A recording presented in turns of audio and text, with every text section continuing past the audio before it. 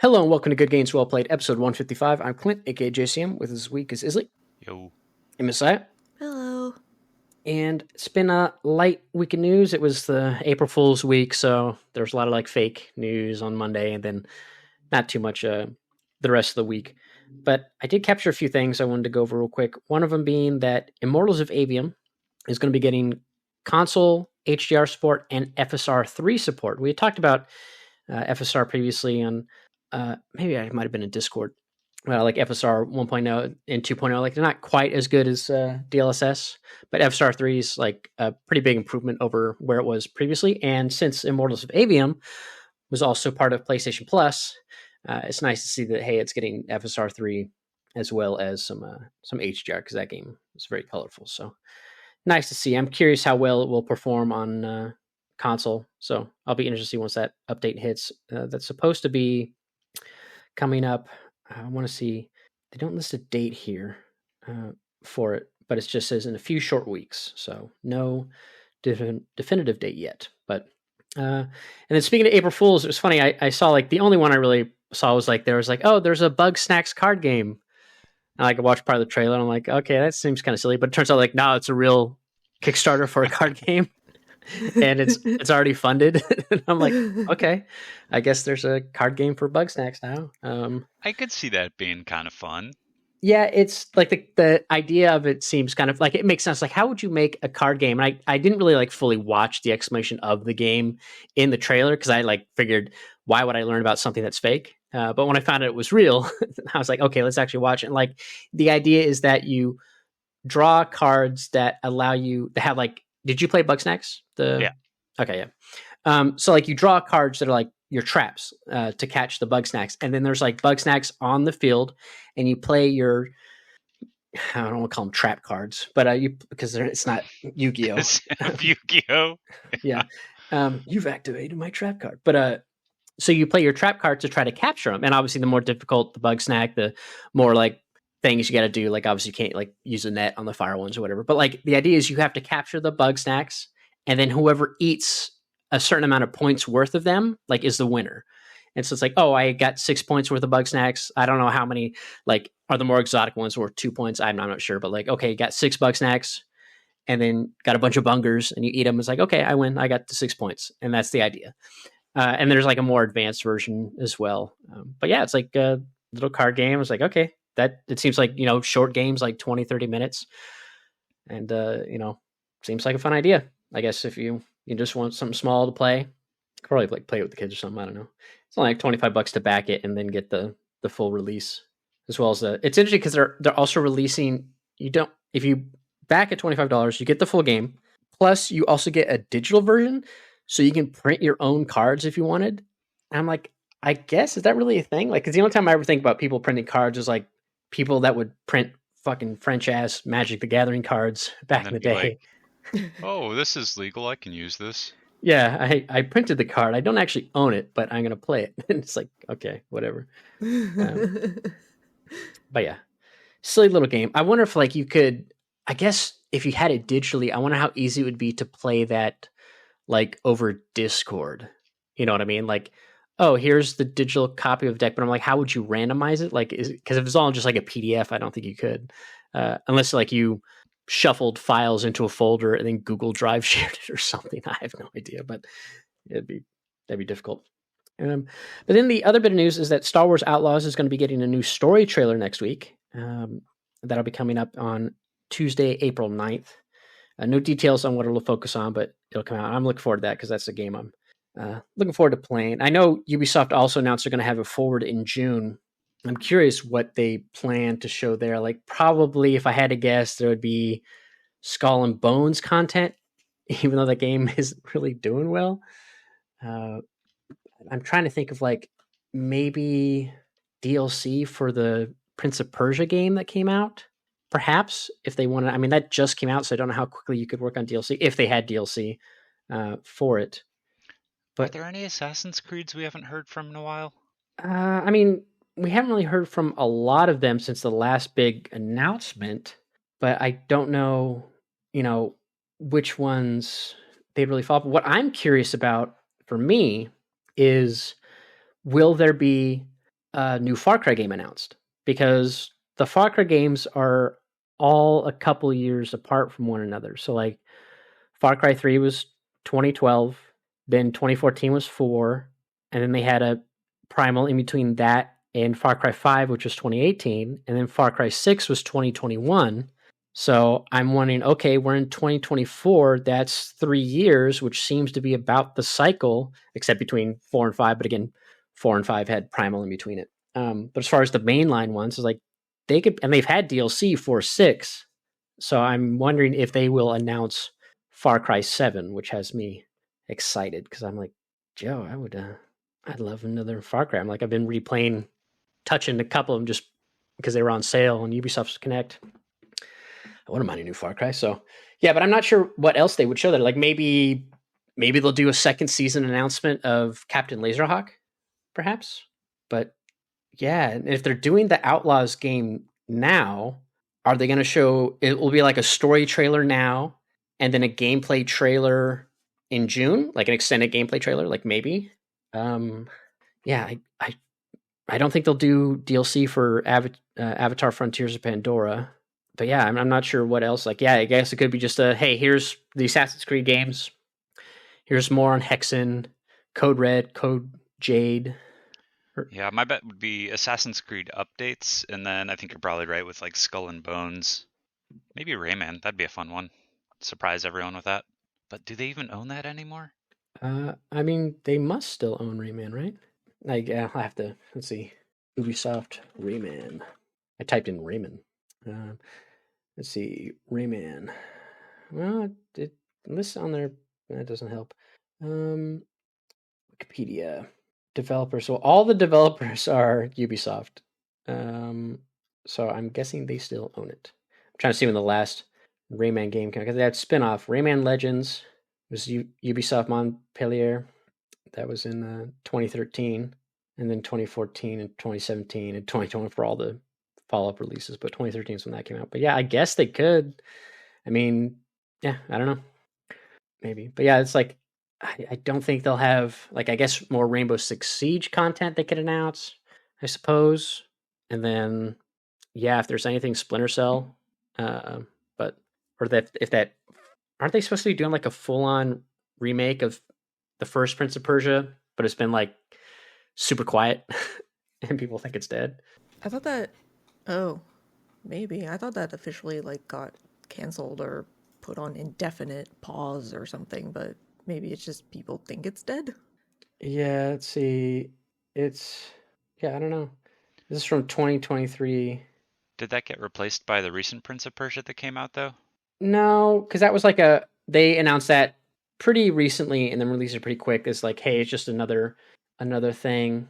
But yeah, I'm trying to see here. This is an article from IGN, but this is from November 21st, 2023. It says Ubisoft's troubled Prince of Persia: Sands of Time remake has received a positive update. Publisher shared news on Twitter celebrating the 20-year anniversary of the game, blah, blah. It says, quote, as you know, the passionate team at Ubisoft Montreal, I guess I'm assuming that's MTL's Montreal, is reimagining this legendary story. We're glad to announce today that the project has passed an important internal milestone and development is progressing. But that was in November. It's not too long ago. So I imagine if that's an important milestone, they haven't said anything since, that could be shown at the Ubisoft Forward. But, we'll see. I really hope there's a Far Cry revealed. Especially because like they didn't do the typical thing that they've been doing since 3, which is like a big standalone game in between, because it was 3, Blood Dragon, 4, Primal, 5, then New Dawn, which was a sequel to 5, and then 6. But then they had the 3 DLC, like roguelites that came out, and then they had the roguelite standalone mode with the main protagonist that you could play, which I really liked. But they didn't have like a Far Cry sequel, like tiny sequel spinoff kind of thing. So I imagine maybe I liked what they did, but it was kind of small DLC stuff, wasn't a full game. So I'm curious if they just put more resources behind starting the next one. But yeah, it's been a couple of years, so hopefully they'll show something. Maybe it'll release in 2025. But yeah, that's that.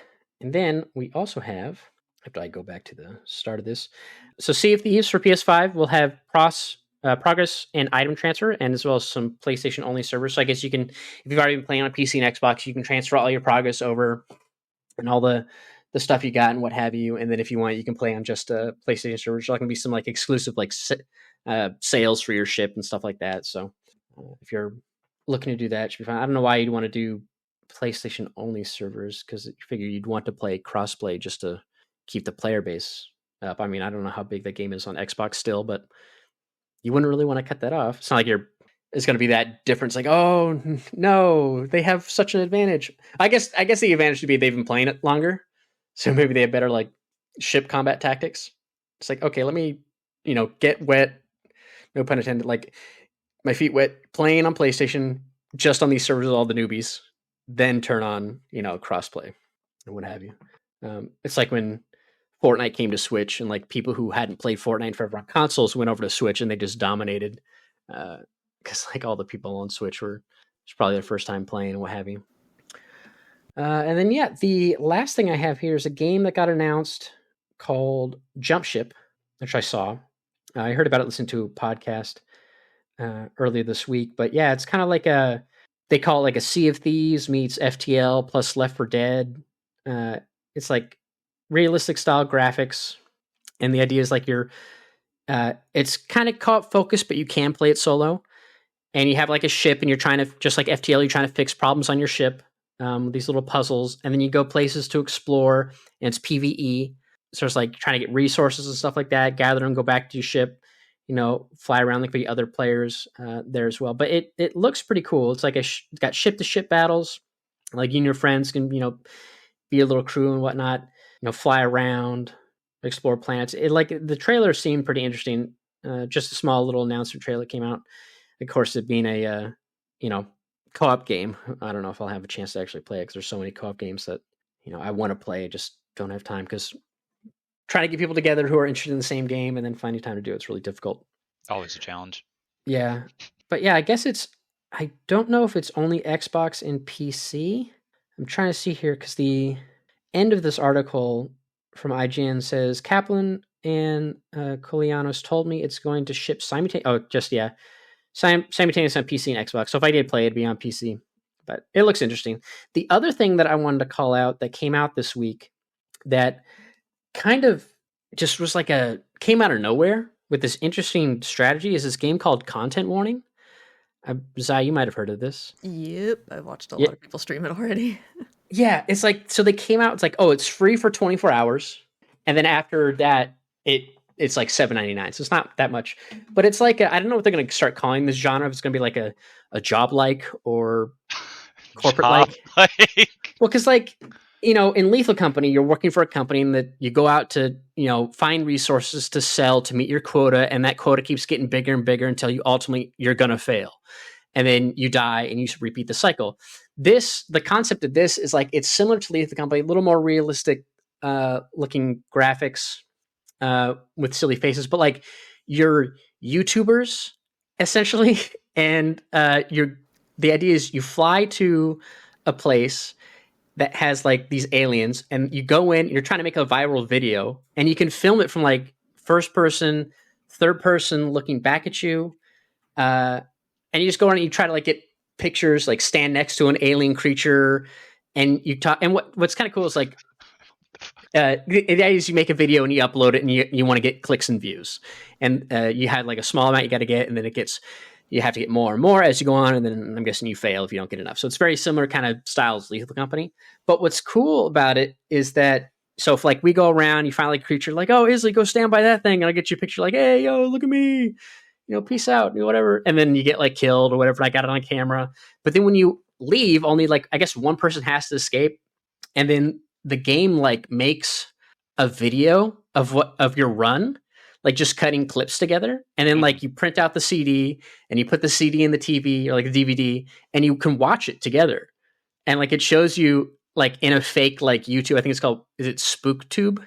Like I don't remember what it's called. Yeah, it's like a scary YouTube. So like you upload it and you can see like comments on like fake comments on the right, like, oh, this is so funny. But like you can watch a cut version. It kind of reminds me of there's a like these quote unquote like AI editors, where like if you play a game and you upload your footage, it'll kind of like auto cut like all the big stuff happening. I'm sure it's as simple as like it just looks at the UI. So if you get a headshot, like all the damage numbers and whatever it's called that pops up on screen, it's just an algorithm that knows like, oh, this means you did something cool. So let's cut the previous 10 seconds, capture the kill, and then a couple seconds after, and then we just cut it all together to make your own little compilation. So it kind of reminds me of that, where it's like, yeah, we'll make this cool little thing, and it captures all the audio from everybody on the team. And the fact that you can also, again, record with the camera looking like you're holding out, and like I don't know if they're holding it with their arms, or they have like a one of those selfie sticks, but like running away from like a monster. It just looks so funny. It's such a This sounds like an absurd game. How have I not heard of this? Because it just came out. It just came out, but it's really good. It's very funny. It's a little buggy, but it's very funny. Oh yeah, I'm sure it's like Lethal Company as well, where that's like was buggy. But yeah, like it looks. I'm like, man, this is like. Well, I saw like one of the creatures in someone else's video. I'm like, maybe Zai wouldn't play this, but I was like, or that would be the part of the comedy. But yeah, I was like, man, this would be really fun to play, just because like to fake being a YouTuber, I think would be hilarious. Just Isli running on, yo, it's your boy, Isli. Check me out, stand next to this crazy alien. What? And then it kills you. but yeah, you should. It's pretty silly, but yeah, it just came out. But that is such an interesting concept that you launch for free and then you get big by word of mouth, by all the streamers and whatnot. And then it's like, okay, now we'll say it. But yeah, that's a cool thing. But yeah, it's like super positive. Doesn't have like a ton of reviews. I think there's only I think when I looked the other day, it was like maybe 1,700. But I don't remember if Steam deletes reviews if you go from free to being charged. So I don't know if that's something that platform does, because when I was listening to the podcast talk about it, it sounded like maybe that was the case. Like if you're free, you're obviously going to have a bunch of reviews, but once you go to paid, it kind of wipes them out, because then people now have to review it based on the value of the product, because it's no longer free to play. But yeah, it seems like a really cool. I think it's obviously PC only, so we couldn't all play it together, but that would be a fun game to try. Like I guess we could try it side with like Michael and stuff. That game sounds absurd. I should have just went on and got it when it was free, but the cats have zoomies. I didn't realize that it was going to go paid, but honestly, it's not that much. So I think I'm just going to go buy it. I should go buy it.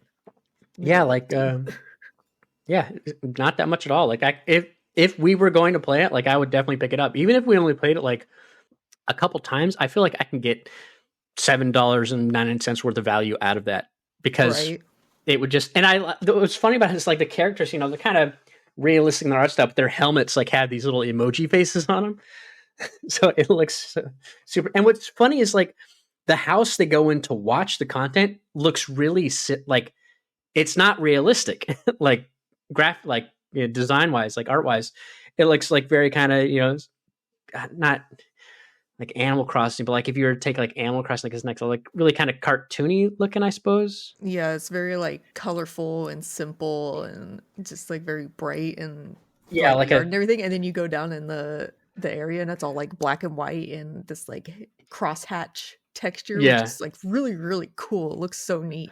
But like the juxtaposed art styles is so cool.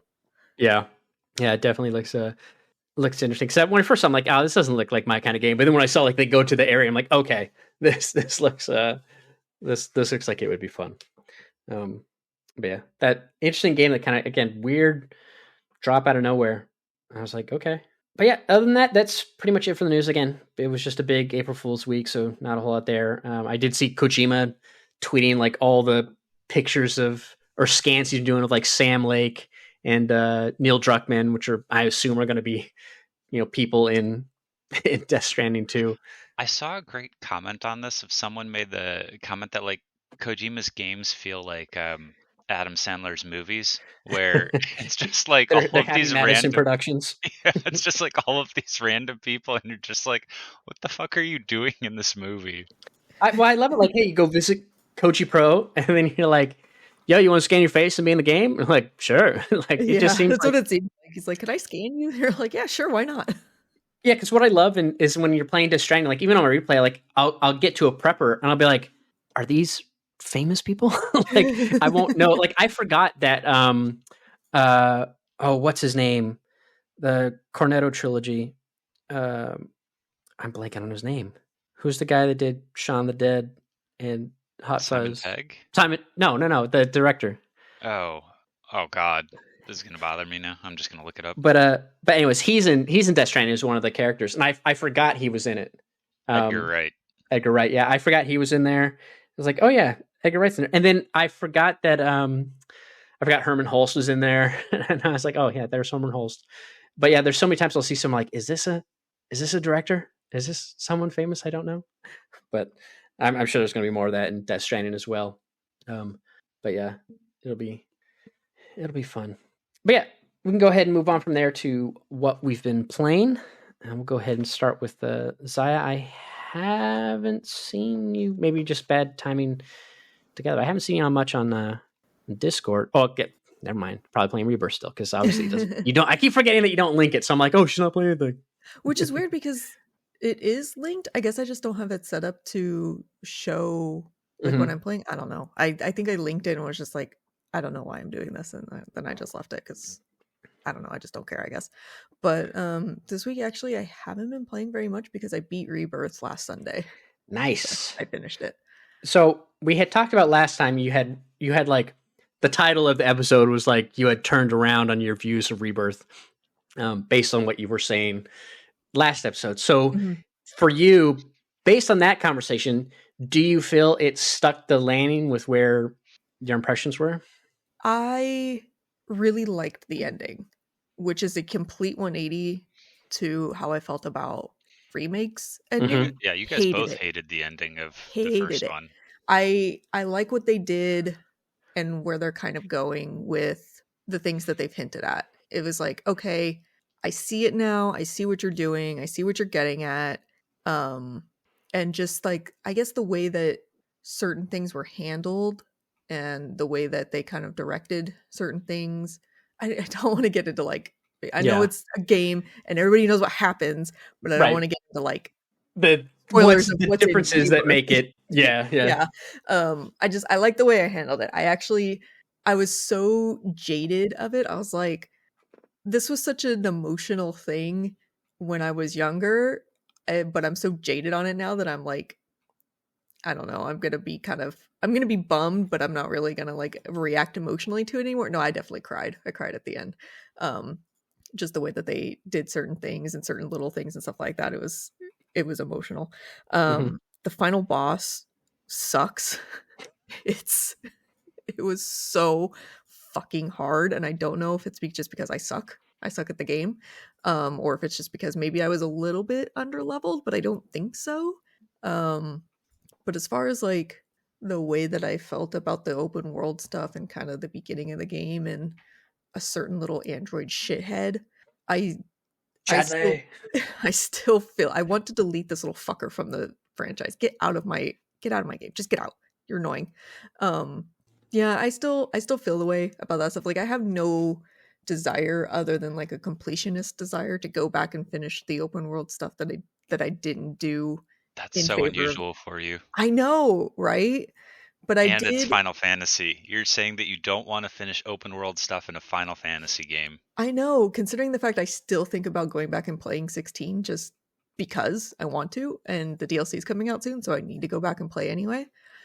But there's just like certain side stuff that I just don't have any interest in like completing, other than it may lead to being able to fight more kind of iconic monsters and stuff like that. So it's primarily like I guess the battle stuff. You fight like I don't even know what they call it in the game, but it's the variants of monsters or whatever, and you have like certain goals that you have to achieve, which I don't think I did any of them intentionally because I just don't care. They still give you the credit for beating the monster. It's just like, hey, you also get extra points if you do these things. I don't care. You got a stagger pressure. Yeah, I don't care about that. And most of it just happens naturally during the fight anyway. but I do want to see. I mean, some of them lead to fighting like the Marlboro or like a giant Marlboro or whatever, and that was a neat fight. The Quetzalcoatl, the Jabberwock, stuff like that. Like I want to fight these big things that were kind of like special encounters in the original game. So that's really the only thing that kind of makes me want to go back and do it.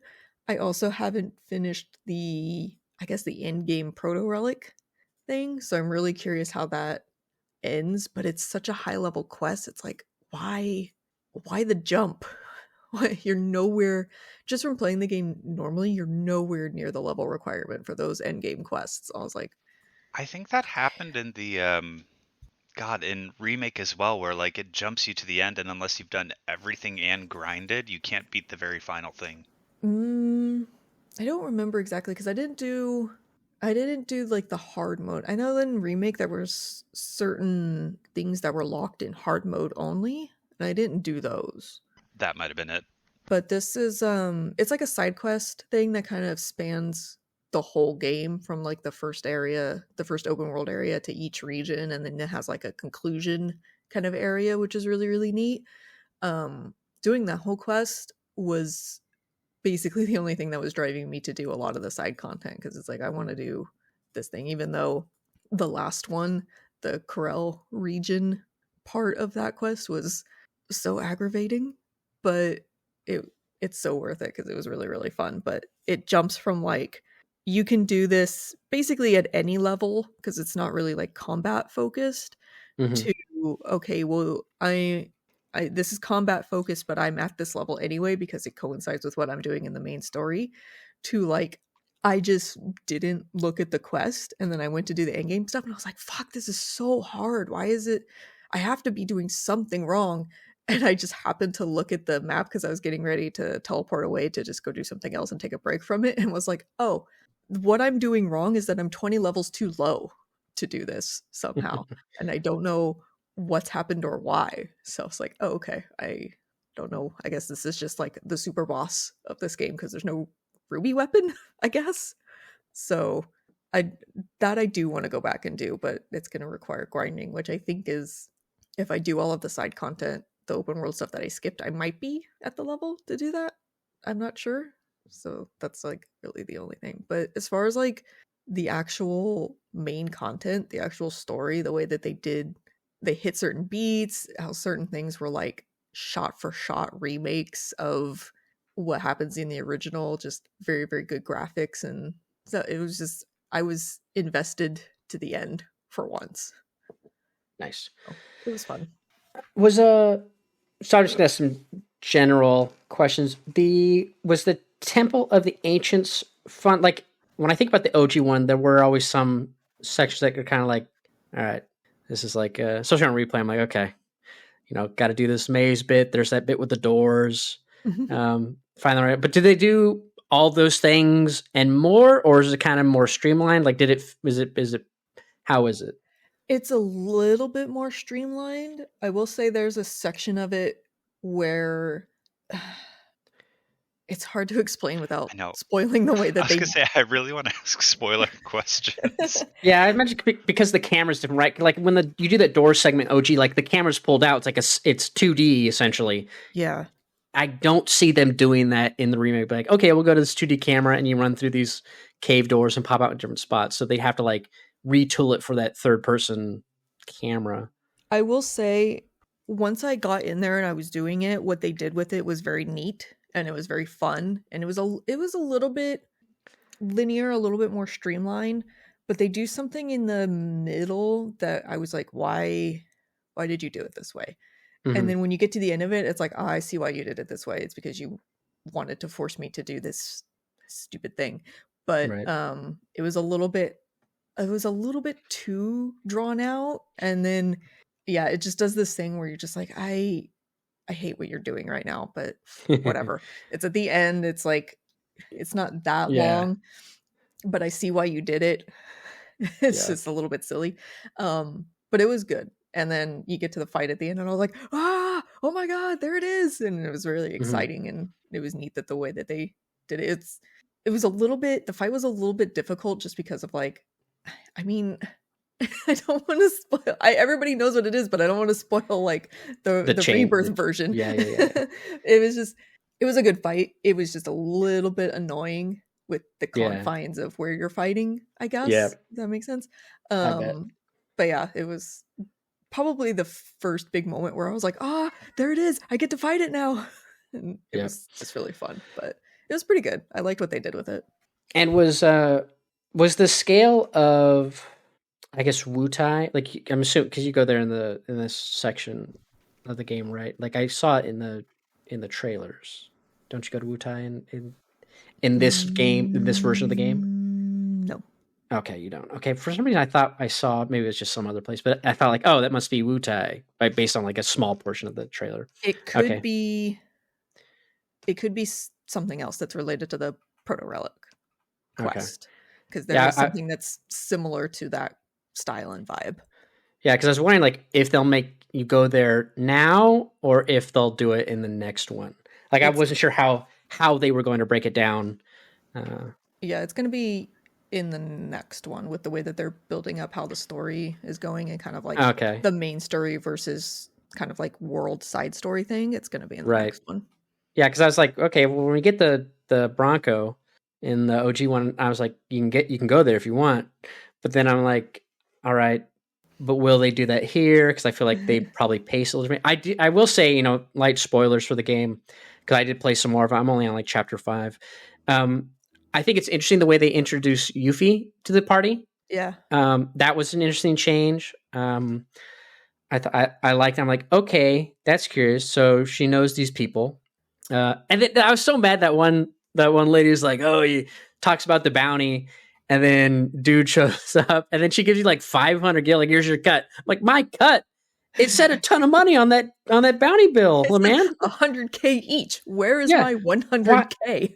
Yeah, you barely gave me anything, lady. Yeah, she's like, here's your cut.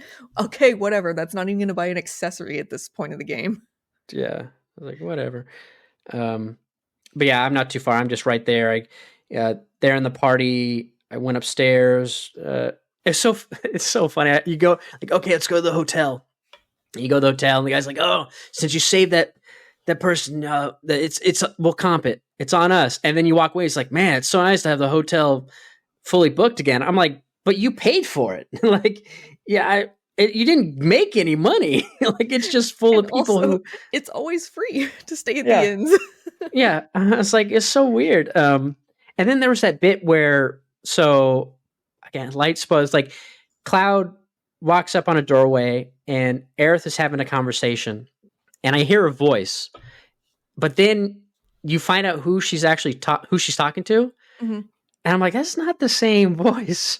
And I'm like, explained later. Yeah, I figured. I'm like, you got something going on here, man. I'm like, I had a feeling like, I thought before they revealed that who was in there, I was like, I bet it's this person. And then through some thing based on with how they've kind of been going. And then I'm like, I'm like, And then so I'm like, okay, trying to pull a fast on me.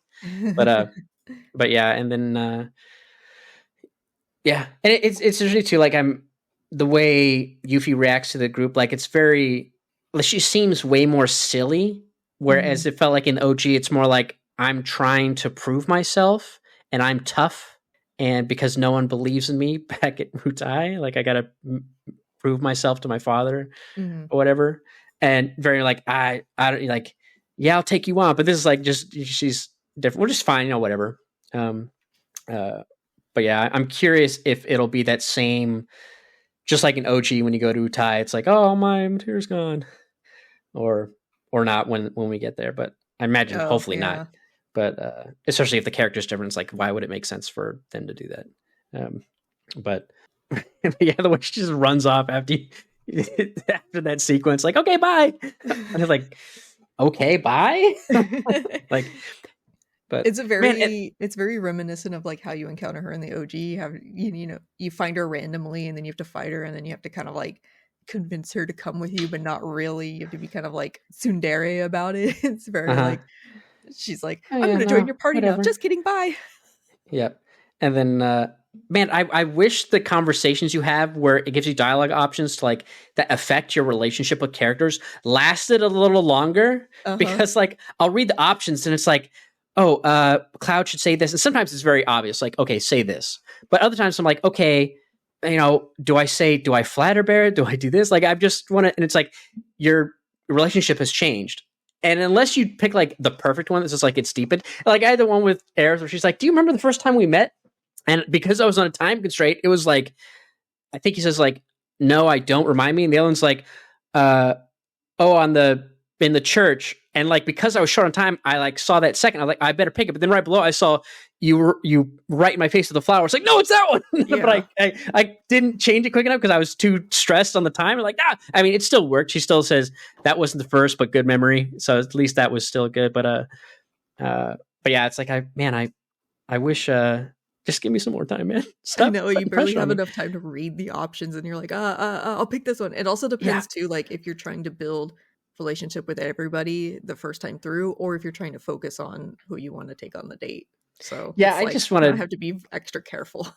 Right. Yeah. And then I guess maybe the game does that, like when you pause it, it doesn't like go to the screen, just like that. It kind of dims the screen, says pause. So I wonder if maybe I could just pause it and then still be able to read the text. Maybe it won't. I didn't try that. Yeah, maybe that'll work. Because you're in conversation versus out of combat and whatnot. But anyways, yeah. And then the dumb chocobo bit with the carts. It's like, I'm so done with this. Sneak behind the carts and grab the rocks and throw the stuff and go all around. I'm like, come on. If every chocobo encounter's like this, which it probably will be, I'm going to be so upset. Like, at least the first one's easy. It's like, I just rolled between each patches of grass the first time you get the chocobo. Didn't have to use rocks at all. But then this one's like, oh my God, these carts are so slow. Mm-hmm. And I'm like, these damn mini games, man. But anyway. All right, Isli, what have you been just playing more Death Stranding? Yeah, pretty much. I made it through the Kaiju BT area, and I'm currently, God, what chapter is it? The Tar Belt. Yeah, I think it's chapter 10, where you have to go back all the way to the start of the game. Okay, so you went through you reestablished the Tar Belt, completed the chiral network. You find out that Amelie, or Emily as Die Hardman, who, spoilers, obviously. Amelie/Emily/ it depends on which voice actor is pronouncing the name, is an extinction entity. God, what else? You talk to Fragile to jump back and go after Higgs. You show up on the beach. You have to give her a nice little hug to calm her down. And then I love that ending sequence where it's like he has the gun. Oh, yeah. Yeah, I love that sequence because that reminds me so much of what I like about Higgs for a second. No. Higgs have a gun? Is when you fight the Sorrow in Metal Gear Solid 3, and it's like you get to the end, it's like, how do I win this boss fight? And then it's like just that, and then you're like, it kind of clicks, like, oh, what if I did this? And like it works. And I love that because even on that, when I first played the game, I was like, I have the gun. I'm like, okay, just shoot, nothing, and it's game over. And I'm like, okay, what can I do? And I'm like, you know what? That's it. Just go straight on and then just get through it. I'll be honest, I had the wrong logic that got me to the right answer the first time, which was I just wanted to run up to her and see if I could talk to her. And it wasn't even like, it wasn't like I thought this was the right way. I actually thought that shooting her, it was just going to be like an emotional scene where it like took one bullet to kill her and they just wanted to like see if you would do it, and that was the right thing, but it was like supposed to build tension, kind of like how Last of Us uses that trick a few times. So I was like, oh, the non-right answer is obviously to try and talk to her or interact with her, and that will kill you right away. And I was like, but maybe that will give you a cool cut scene or like an interesting death scene. So I wanted to see it before I went on with like the correct choice. And then you go up and it says hug, and I'm like, oh, okay, I'll try this. And then you hug her, and then it's like, oh, I guess this was actually the correct way. I should have done it backwards. I love the visuals in that scene too, with just the colors in the background and everything. What's crazy, they showed part of that scene in one of the trailers. Obviously, it's completely out of context, but I'm like, when I played the game, I was like, it's insane that you would show something so far in the game in one of the trailers. Like, it's always fun when you beat a game to go back and watch like a reveal trailer or any story trailer, especially for Kojima. It's just like, you really put that bit in the trailer? Like, obviously, doesn't mean anything at the time, but like, damn, that's crazy. But yeah, okay. So now you're the part where you got to go back. Yeah, so you gotta go all the way back, and I have paused at that point just because I started getting the messages that like all my zip lines are deteriorating and like my roads are all at like 40%. So I'm like, okay, I need to. I understand I'm in like the final stretch of the game, like it's very obvious, but my OCD is definitely like, okay, you need to fix this up because do these things deteriorate when you're not playing, or is it only while you're playing? I don't know if they deteriorate when you're not playing, because I know they can be upgraded by other players when you're not playing, Right. obviously. But So I don't know about maybe I guess maybe it's like a smaller percentage. Like I don't know, because when I went back into my PS4 save, it wasn't like, yo, all your zip lines are broken, and all the highways you built are down. But I guess if there are no other players playing, that's why I'm maybe. curious. But yeah, I feel like the things deteriorate pretty slow. Yeah.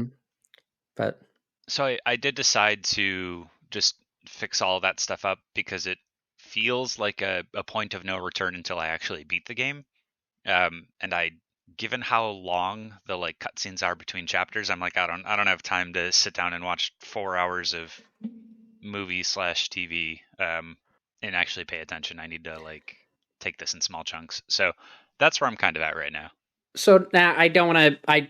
I'm trying to remember the order of operations for the way things happen in the end, as far as certain cutscenes and moments that leading up to where you are. And I so you you finish the you go to the tar belt. Yep. You build that structure. You Yep. go across to the final point where Ollie is. Yeah, you find all the stuff. You do that big fight there. Yep. And then you are on the beach with her. You have that moment, and then is it just from there? Now you go straight back to.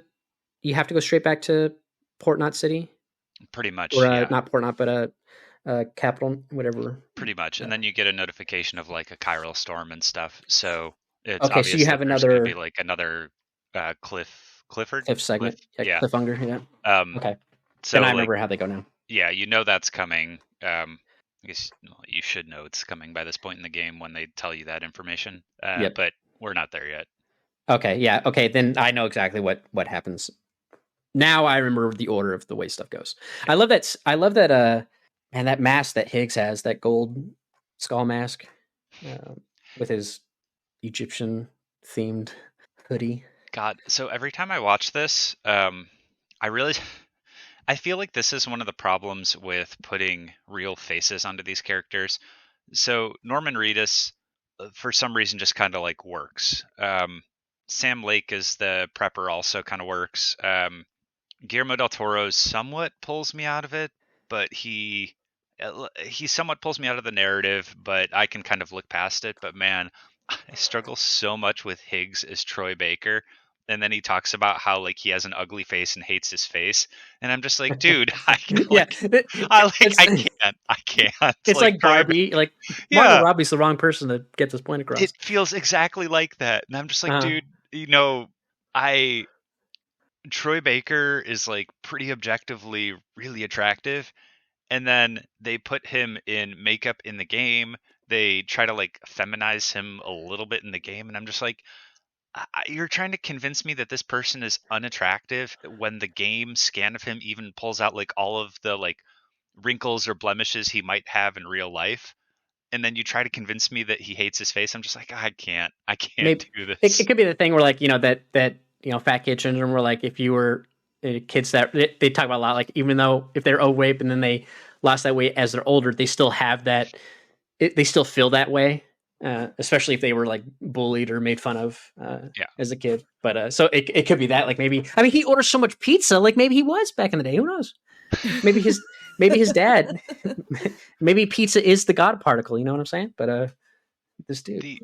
The other kind of like, oh god, this is really going down a rabbit hole of like random things that annoy me. I'm going to talk about one thing that really annoyed me first, but then I'll go back to like cool things that happens in the past few chapters. So at one point when Higgs is giving you this speech, he's like, no matter what happens, we've only got like maybe a few 100,000 years left, and I'm like, That's a lot of time. Why are you trying to cause an extinction event? A few 100,000 years is a lot of time.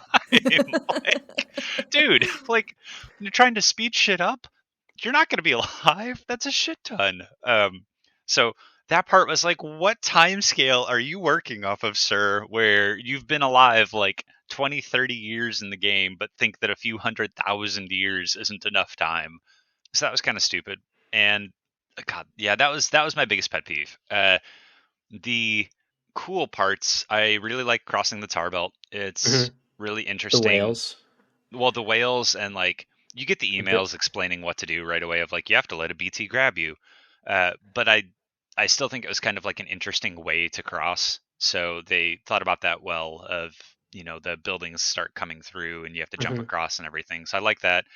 The giant kaiju monster, I have no idea what the hell that was or what was happening with it or why Amelie and Higgs had the same face or why it kept changing.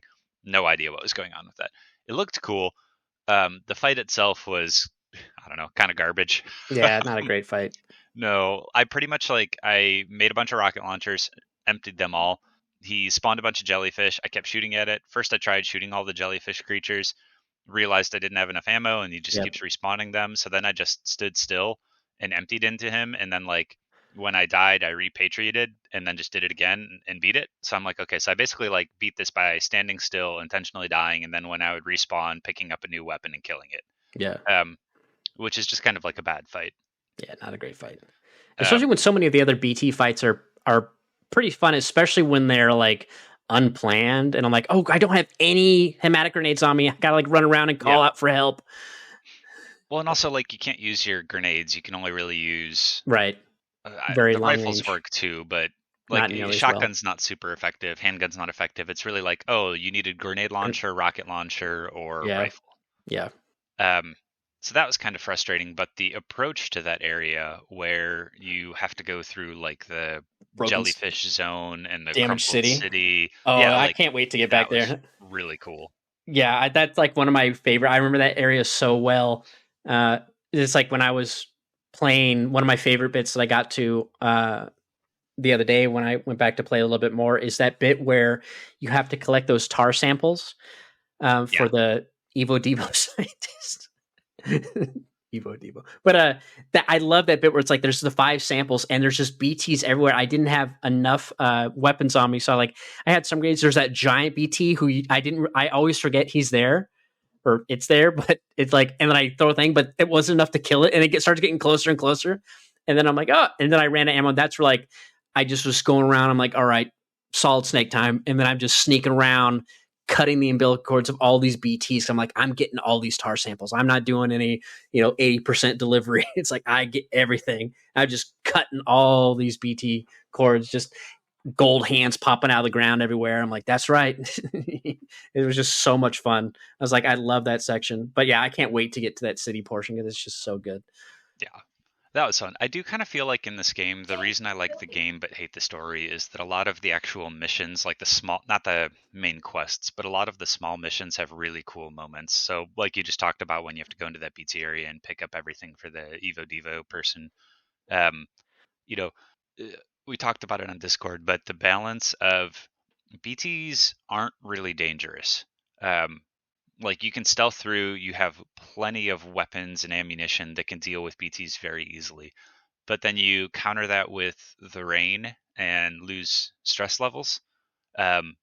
It's a really fun, it's still pretty easy, but it is a nice balance of a time limit on stealth and how if you stealth, you're perfectly safe, but this gives you a time limit, so you can't do it infinitely. You could have a ton of container repair sprays. Realistically, you're going to not run out of stuff, but it's still a really cool balance that they did with that. And I feel missions where it's you have to do that and you have to pick up a ton of cargo so you can't carry too much stuff are a great balance. But then the story itself is just hot garbage. I'm sorry. Story is garbage. Yeah, that's fine.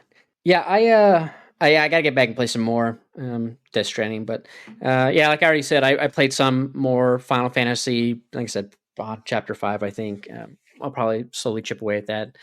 And then I started playing Last Train Home yesterday because I was you know what, let's play something in my library that I haven't played yet. And luckily, it's a game like I can play with just a mouse. So I'm like, oh great, it's just a mouse game if I wanted it to be.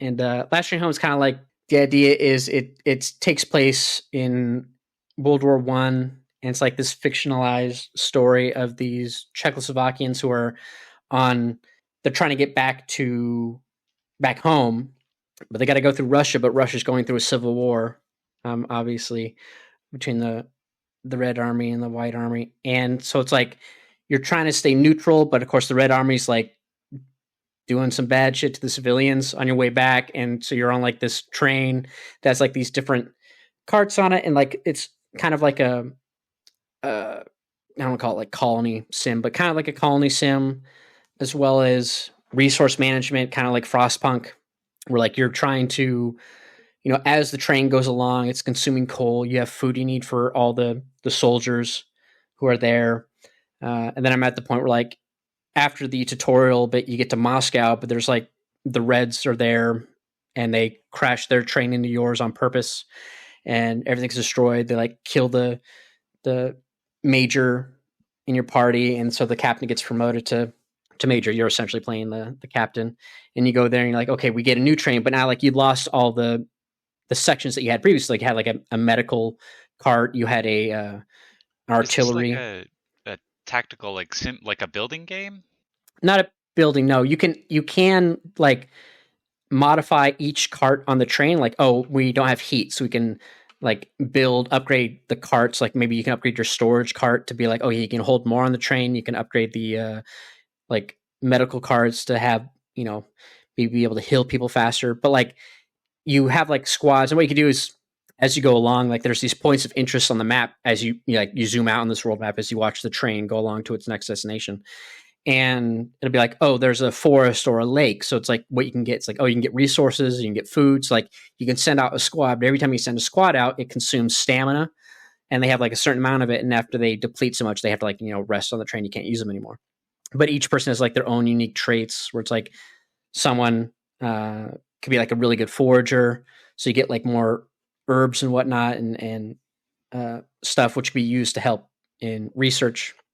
You can find more like some really good nature, where like they're a good hunter, so you want to send them out into the forest, maybe they'll find like deer, so you get like extra food on the expedition. You come back to the train, so you do all these things, but obviously I'm sure once you get like on harder difficulties, it's like, okay, there's like a risk reward. Like, do I really want to spend, because every time you send people out, you like have to spend some resources, and the missions you do for each different soldier type, be a medic, a gunner, sniper, or a scout rather, and a rifleman, like you take ammo with you. And as you consume that ammo, that means you have less next time you go out, but you can find resources when you're out and about.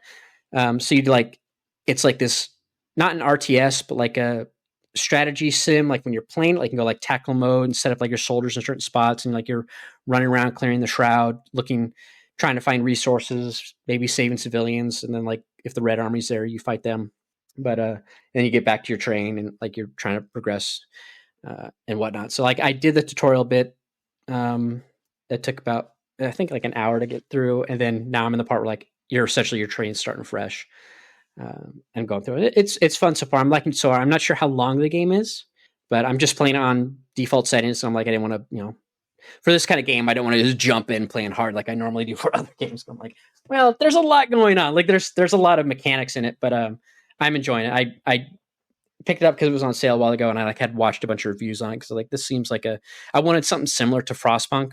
Yeah. And like it seemed pretty similar. Again, you managing your train, and like random stuff can happen where maybe it breaks down. So it's like, okay, it takes time to repair. You got to assign soldiers to repair it.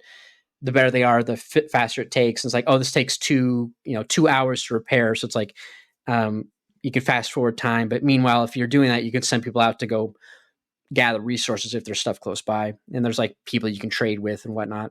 You can buy other train cards to put on there and this and that and yada yada. But it seems like it kind of reminds me of that game we talked about a while ago that I'm totally blanking the name on, where it's like it's kind of Returnal, where you're on like a planet, you're gathering resources, but you have like that ship that's a giant wheel, and it goes like 2D, and you're making clones of yourself that had different choices in their life. I'm again blanking on the name of that game, but it kind of reminds me of that, where it's like, God. but it's like, you go out, you send your soldiers out to find Swapper? resources. Not Swapper. No, not the Swapper. It's a recent. We talked about it. I just forget what it was called. But yeah, like that idea that you're trying to manage your train and keep it healthy and up to date. And there's like, it can break down randomly. So you got to do that. You got to worry about resource for fuel. What are you going to spend it on? Like, do you want to spend the wood to upgrade, this compartment or this cart, yada, yada. If you need more soldiers, like you only have a certain amount and they can put on the train, but I'm enjoying it so far. It's interesting because it's like, the audio isn't in English. It's in, I'm assuming, what do they call it? Czech. But so I got to read the subtitles, which is frustrating in some parts because they have like some interesting visuals when they're telling the story. I'm like, I got to pay attention and read what they're saying down below. I can't really look at what's going on with these nice visuals. But yeah, it's interesting. I'm liking it so far, but I haven't put too much. I only put like 2.5 hours into it. But I'm enjoying that. And yeah, I haven't been playing too much of anything else, just kind of dabbling in some other things. Like I said, I've been played a little bit of Far Cry 4 the other day. Then I played I've been replaying Far Cry 6 and just running around, having fun with that. I'm curious. I'm assuming for the next Far Cry that they'll have a talking protagonist again, just like they did for 6, because like all the other protagonists and all the other Far Cry games were silent protagonists. So it really works out. I like hearing Danny talk when you're playing the game and whatnot. It's just fun, and that game looks just really good. But yeah, I ended up buying. So I had to get a new keyboard because like I got hit with the gotta return to office. So only like one day I can work from home. But they're like, but yeah, part of that was like, okay, you have to bring back anything that they got you to work from home. Yeah, like in case you need a desk, which they don't need my desk, but it was extra equipment that they purchased for me years ago. So I'm like, okay, I'll bring back, my stuff. So like I brought my keyboard because I knew the keyboard they were going to give me was going to be trash. And I liked the work keyboard I had. So I took my work keyboard back and I had the keyboard that came with my PC, but it's like this thin keyboard and I'm not a huge fan of it. So I'm like, all right, I want to get a new keyboard. So I was like looking around, doing like reviewing a bunch of stuff, like looking for mechanical keyboards and whatnot. And I originally got a Black Widow V4 Pro Max because I was like, checked the reviews, reviewed really well, yada yada, watching videos on it. But it's the one I bought off Best Buy was green switches, and because they didn't have any other options available, and I wasn't paying attention on checkout, and I forgot that I don't like green switches. So I was using it. I was like, damn it. And other than that, like it was fine. It was a little too clicky.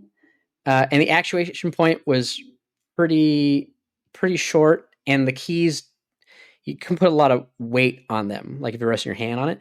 And then it also had some macro keys on the left side. So that threw me off so much. Like when I went to go put my hands on control to like, control copy or whatever. Yeah. So then I'm like, oh, it's a little too long. And I'm like, it's in the corner of my eye, it just looks like I'm not reaching the right spot.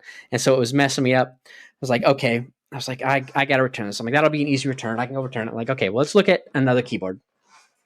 And then I was looking at the, it was the Corsair, I think Corsair K70. Mm-hmm. And because one thing I did like about the Black Widow is it had media controls on it. But it seems like every mechanical gaming keyboard has media controls on it now. Because one thing I was like, man, I wish I had a way to control YouTube on like my Stream Deck to like just pause and play. But luckily the media controls are like great for that on keyboards because it just always goes to YouTube if you're watching it. And like now I can pause YouTube without having to alt tab out of the game or whatever. Or if it's a game that has like borderless window, go over and click it.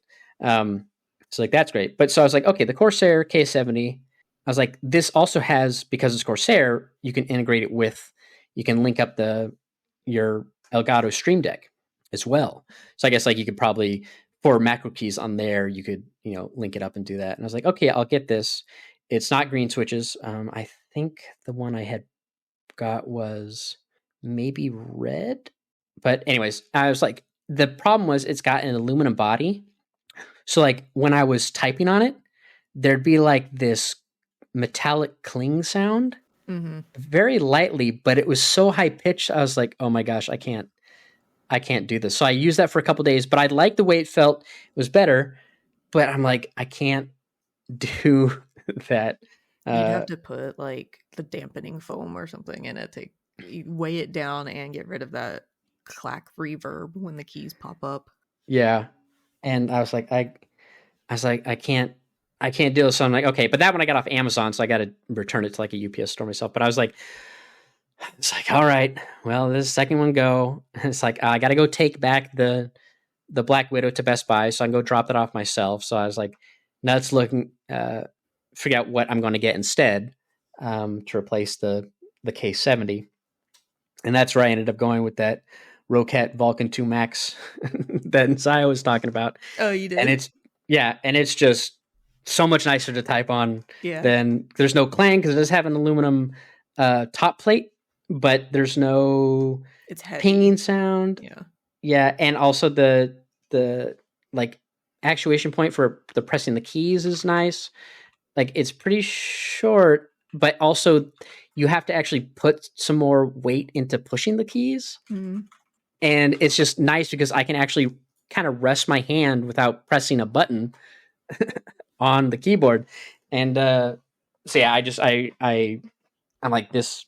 It does require 2 USB ports to plug in. Yeah, the keyboard requires 2. Yeah. Why? Because it's a lot. most of the keyboards that I saw that had 2 USB ports, it's like because they'd have also a USB port on the keyboard. Luckily, I have because I have it plugged into like a KM switch for that way. That's plugged into both that goes out to my PC and out to my work computer for when I do work from home. That has 4 ports on it. I'm like, okay, good. I can at least plug it in there, not have a problem, and I can still use it for my work computer when I do work from home. I don't know why it has to. It's just got. I thought maybe because it's got the like dual LED, like it needs is just extra power or something. Yeah, but it's just like it's nice. But it was very funny when I was plugging in. I was like, why does it have 2? Yeah, I'm like, man, I don't even know if I would have extra USB space to plug it in on my main because I got my Elgato face cam plugged in. I've got my Does it just Stream not work Deck if you only plug one in? I'm assuming probably not, maybe, but I don't know. Like typically it's like because they both say like they have the same symbol on them. It's like one says, like, hey, to use it, and this one's for RGB or something. Mm-hmm. But I don't know. But yeah, it's nice. And then I do like since they're like just top caps, I guess. I don't know what we'd call them, but it's like it's not full keycaps covering on it. Like you have more of that lighting on there. And one of my short keys. Yeah, and I like one of my favorite effects on these kind of keyboards is the ripple effect when you're typing. Mm-hmm. And that's always fun to do. So it's nice you like see more of it. And then there you go. Also, I feel like the Rocat was it Swarm software is better than the IQ software from Corsair. I was having trouble with the IQ, like to get it like, how do I actually save a profile? Like at least on the Black Widow, like it was fine. It made sense because I have my Razer mouse. So I'm like, I know how to use that software. But when I was trying to do it on the K70, I was like, I can't get this to save like properly. Ew. And I've never used the Corsair software. I have the Rocat Swarm and then I have the Razer one because I have a Razer mouse. Yeah. But I do want to get a Rocat mouse. There's one that they have that I want that's really cool. That way it's just like a peace of mind thing. I don't like having 2 softwares for my different peripherals. Mm-hmm. So yeah, it'd be nice to have just like, plus the Rocat with the Swarm, you can set it up. I assume all of them could do this, but you can set it up so that the effect goes across your keyboard and your mouse. Yeah. So like when you're typing the mouse, it would also ripple over to the mouse and stuff like that. It's just like unnecessary, but I like that cohesion. So yeah, when I had the Black Widow, I was using that. Like it was nice being able to like do dual. Plus, it would also do it on the. I could do it on the base station when I'm using the mouse wirelessly.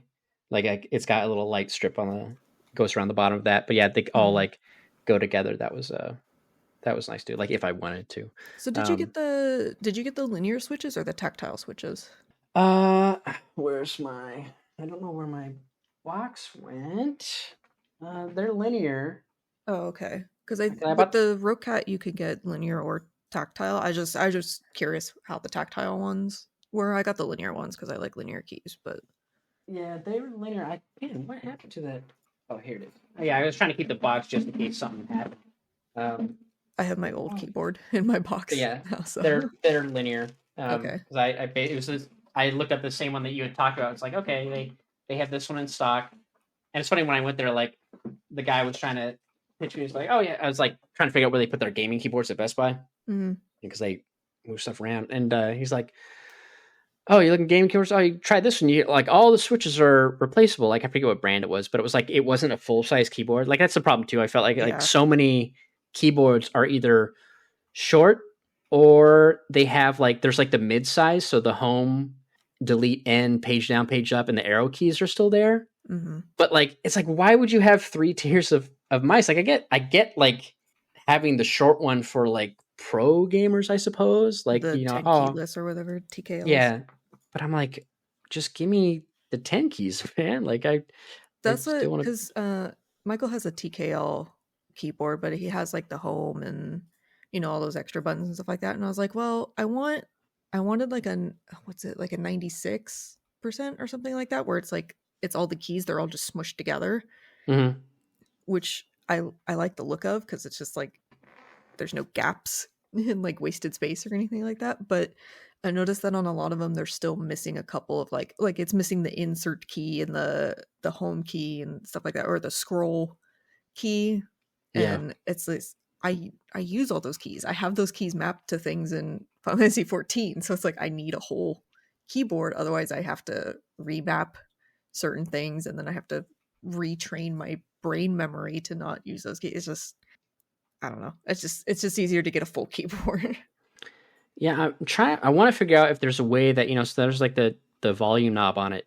If there's a way that I can somehow link that to my Elgato Stream Deck volume control, but I don't know how I would do that because right now if I turn it, nothing happens because my PC output goes through Stream Deck, so it's always at 100%, and the volume's controlled on the Stream Deck, not on the PC. So it doesn't do anything. But at least the pause, I do love it for the pause, and the media controls are also they take up less space than they did on the Pro, as well as the K70. They're a little more, they're smaller, and so stuff like that. I don't know if I would have wanted macro keys, like more macro keys, like kind of like the Black Widow had, but maybe in like a different spot. Like I'm surprised they don't put like macro keys. It makes sense that they're on the left because typically, your right hand's on the mouse if you're right-handed. But yeah, it's like if the macro keys were like in a different spot, maybe they would have been better. But yeah, just on the left on that Black Widow I was like, ugh. I don't like when. I mean, I guess it makes sense if you get used to it, kind of thing. But I don't like when the macro keys are separate keys. I much prefer it the way that it's on this keyboard, where it's like you have to push function and then the keys that normally don't have other functions on them or anything like that. Just because like the only macro that I have set up is to deafen Discord. Because I set it to a key set that I would never normally press, especially when playing 14 or anything like that. It's hard because I play 14 on keyboard completely, so it really limits like the way that I can set up macros and stuff like that. So I like having this because it's like I won't unintentionally hit a macro or anything like that. It's just you have to intentionally say like push the function button and then a specific macro. Yeah.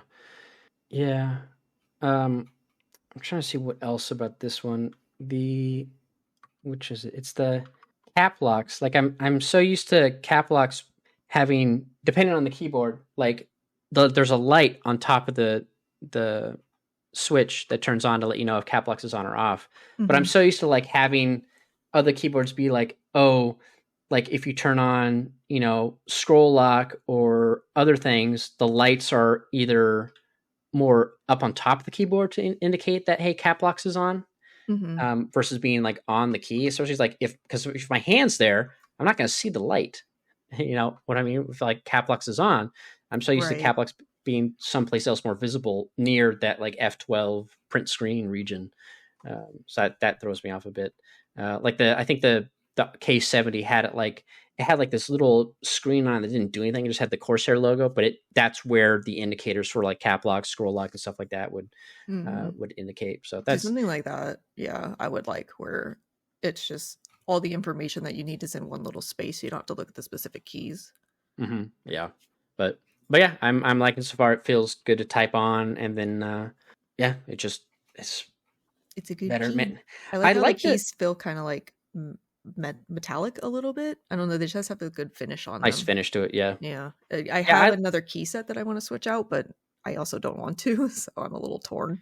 Yeah, I like the K70. It was nice. If it didn't have that blink, the one thing that I did have an issue with is that the feet on the back, they opened to the side, and the only thing about my desk at home is like it's an L corner desk. The two pieces that come together, it's like right where the right side of my keyboard goes over where that connection is. And there's just a very small height difference between the two pieces. It's like, a millimeter. But for some reason, because the feet on the K70 opened to the side, there would be just a little bit of a like wobble in my keyboard because of that small variance in the two desk pieces. Oh my gosh.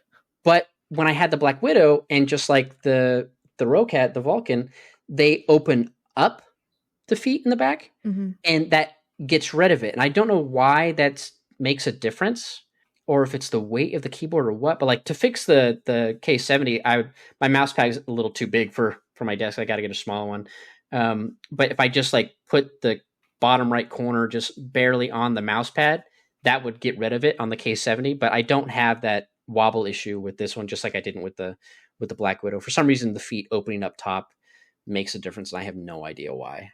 But yeah, I like it so far. I'm just kept the box in case like something went weird. I want to use it for a couple more days, but so far, everything seems to be going pretty well. And I left. There's like for some reason it comes with like plastic around the edges of it, but there's like it's not like plastic over the LEDs. It's just over the edges for some reason. I guess to damage in shipping or something like that. But I left that on. I'm like, I'm still gonna wait.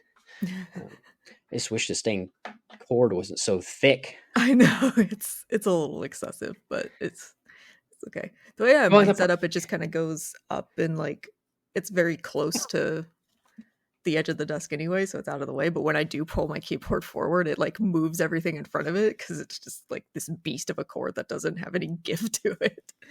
Well, that's the problem I have is like because I'm using a KM switch, I have that on my desk so I can hit it. But because of that, I can't like route the cable anywhere to get out of the way. So it's just kind of like bunched up over the side. Like typically what I would do with like my old work cord and like with the K70 and the Black Widow was I would, because it was a little more flexible because it was so thick, is I would just have it run down the side of between the wall and the desk and then just come back up the 4 inches it needs to plug into the hub. And then it would just droop down like you would kind of expect if you were to plug into the PC. But this is so thick, I'm having issues trying to do that. So I got to figure out how I'm going to get around this chunky cable.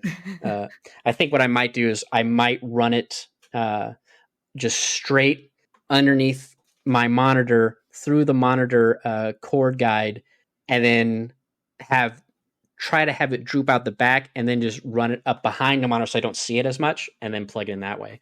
But yeah, if I didn't have to have that KM switch, it'd be easier because I can just plug straight into the PC. But yeah, I'm liking this so far. Again, having the media controls to be able to pause YouTube without having to click out. Man, I don't get what it is with certain PC games where it's like, for some reason, there's so many games where if I turn them like borderless window, even though I'm at 4K, it like still makes the window small and it just messes everything up. I don't know why so many games. I don't know if it's like a DirectX 12 or what it is about some games that like they just do not cooperate when I want them to be full screen on monitor 1, but still be able to move my mouse over to monitor 2. Like Oni, there's no problem. Frostpunk gives me a problem. Last Train Home gives me a problem. It's just so obnoxious to like do it. That's why it's so nice to be able to just play pause YouTube with the keyboard. But or you're playing borderless windowed, but when you click out of the window, it minimizes the game anyway. Or like it still doesn't let you move the mouse out of the window. Yeah, you still have to tab. I'm like, yeah, and I'm like, and then or like I'll change the resolution to like I'm like, okay, forget it. I'll just keep it full screen and I'll make it 1440p. But for some reason that affects the like the window position of anything I had open on my second window. I'm like, why? Why? That browser wasn't even open on window 1 or monitor 1. Why did you mess with it? Like I don't understand. Yeah, try having a vertical monitor. Oh god. Like sometimes it just completely breaks that other monitor. You're like, what have you done? You weren't supposed to do anything. You were borderless. Yeah, where I would like make my second one vertical just to try it and see how it goes. But yeah, I got to figure out once I bring these back, my work monitors, I got to figure out, okay, I got to find like a decent like 1080p 24-inch monitor that I can put over here. But I'm trying to figure out like, do I want 24? Do I want 27? Do I care about changing the resolution? I'm like, because typically if I view content, I'm just doing it on my main monitor, which is 4K. So I'm like, I don't need to spend a lot of money on the second one. Mm-hmm. I guess the benefit will be these my old work ones have pretty thick bezels. So that does make like if I want to rotate it, I have to like it's like on the stand I have, it's just on hooks on the VESA mount, so I can just take it off and move it up to the top position, and then I can rotate it if I wanted to. So I'm like, okay, I guess I could, if I get the same size, maybe I save myself like, a half inch overall because the bezels come in and whatnot, but I got to figure that one out. But yeah, my monitors have thick bezels too, so it takes up a lot of extra room. But yeah, I just trying to look in. I like the monitor mount I have. It's pretty nice because it's got like a nice weighted base. And so like if you want like a really heavy monitor, I guess you'd be fine with it. But I was like, they make the same one, but big enough to hold 2. But I'm like, I still don't know if I want 2. Like I tried stacking monitors back when I had the 2 arms that like can move all around before I bought my current 4K monitor. When I was just using my 2 work monitors, like instead of having them side by side, I tried doing them top to bottom, and I was like, I don't like having to look up to see the other monitor. So I don't know it's like whatever I had, there would have to be something I don't look at. Like because right now I sometimes when I'm playing games and watching videos, I'll open Discord on my laptop, which is to my left. So that way, if someone types something, I don't have to alt tab and ruin my game resolution. I can just look over and see like, hey, what are they saying? But that's if my kid's not, sitting with me. But but anyways, that's my keyboard story. Yeah, hopefully I play some more Last Train Home and then finish up my replay of Death Stranding. And I'm sure I've got to play some more. Oh man! So the one thing I forgot to talk about for FF Remake is there's that section when you're going across the swamp, and so like light spoilers for Rebirth, but there's like you do the snake fight, and the way it ends is weird to me because I'm like, it's strange that you would do it that way, because in my mind it was always the OG was you take the chocobo across so you don't have to do that fight. And then, like, you find the snake impaled on the tree, and I was like, okay, there was a second snake. Yeah. But this is like, oh no, it's just the one snake, and then the stuff happens. Like, I'm like, I guess it just seems weird that it would happen like that. Like, it was just an odd choice. Yeah, that's one of the things I was disappointed that they changed or cut out or whatever. It's like I wanted that moment of like rounding the corner or coming out of coming through the cave and being like, there's a second snake and it's already dead, and you're just like, oh shit, whoa, that thing we had to avoid by getting the chocobos, like someone killed another one of them. And yeah, it's I just really like, wanted like an intense kind of like cutscene or chase scene with the snake, and then you go back and fight it later. And I thought isn't that the point of the original? Like in the original, doesn't like Sephiroth or someone else kill it, or like it's meant to be you're following like Sephiroth's trail and like someone kills it? Yeah, like they killed like essentially a second one because you have to run away from it. So it's like, was this Sephiroth? Yeah. Like I thought that was what the original implied. I can't remember, it's been a while, but I thought it implied that like Sephiroth killed it when you're following his trail. Right. Well, I guess you don't know it at the time, but well, they think that was this Sephiroth? Like that's the question they make. Like it's interesting. Did Sephiroth do this? Yeah, and he even says like Cloud says it like even though we saw what happens, and he's like, but it is so. Because right now you're like, I like the idea that they're not necessarily following Sephiroth; they're following the people in robes, which is an interesting idea because you don't find them until much later in the OG one. So I kind of like that. Like, what are they doing? Like, well, we are kind of still looking for Sephiroth, but let's also follow these people. Yada yada. But oh my god! And then that pushing the carts and I think we talked about it, but like I talked about it last time, but like pushing those carts as Barrett into the mines are so annoying. Slow? I know. Just little stuff like that. It's why did you do this like this? Yeah, slow me down. But yeah. But anyway. All right, we'll go ahead and wrap it up there. So thank you for all tuning and listening. Thank you, Isli. Thank you, Zai, for joining. Yep. And we'll see you all next time. Bye. Later.